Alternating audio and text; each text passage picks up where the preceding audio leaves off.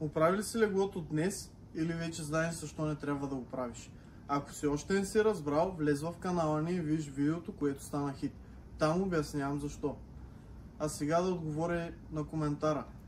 Акари винаги има около нас, но идеята на видеото е да намалим тяхното развитие. Колкото по-малко, толкова по-добре. От коментарите видяхме най-различни начини как всеки един от нас се справя с тях. Дали проветряване, пране, също така и тупане.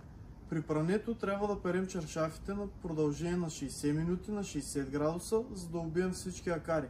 Проветряването също така просто ги намаля.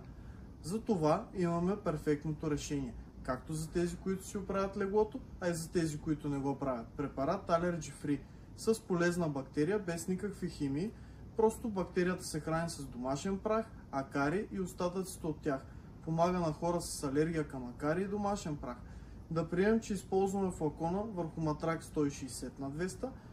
Този флакон ще ни стигне за период от около 6 месеца. Малка цена за справянето с акарите. А сега ще ви покажа и как се използва. Просто разклащаме флакона и напръскваме върху матрака. Сутрин, когато станете, правите точно това и сте спокойни, че нямате акари.